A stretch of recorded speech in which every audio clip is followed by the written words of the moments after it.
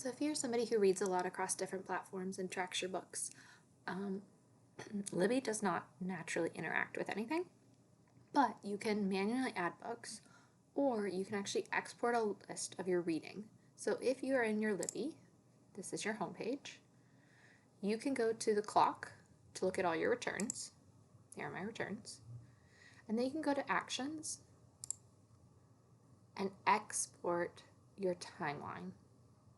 I'm using a computer right now to show you this, but if you do it on your phone or device that you've been reading on, it'll pull your history from the whole time you've been using that device. Because I've only linked my Libby to my computer in the last little while, I only have like 5 or 6 books here.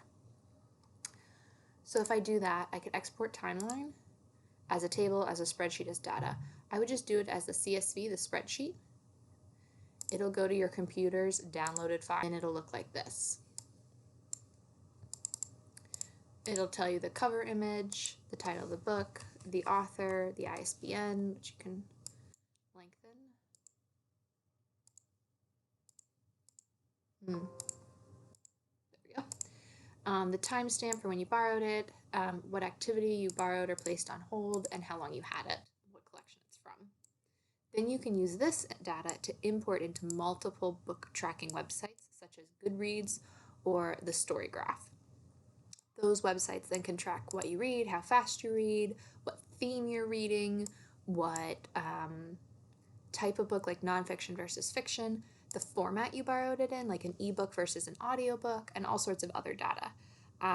Depending on that, you can meet your yearly challenges, you can analyze your reading details, but if you have to export from Libby, that will help you do one action, one export, one list to import, versus having to manually add one book and then manually add the next book and then manually add the next book.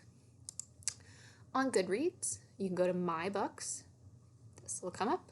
Scroll all the way to the bottom, import and export, and you can just choose a file and import all of your books from Libby exactly like this. You don't have to change anything if you don't want to. There is one glitch. It does not let you import the date read, because even if you make a column that says date read, I still can't get it to work.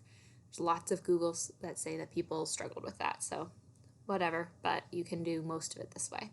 You can also export your library, so if you want to import and export to somewhere else, you can do that. So I combined my Kindle reading from Amazon with my Libby reading from the library in Goodreads, and then I exported that, and then I imported it into the StoryGraph so that I could get some book details.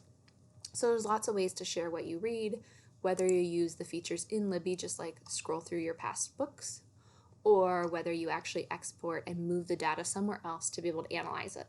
Up to you.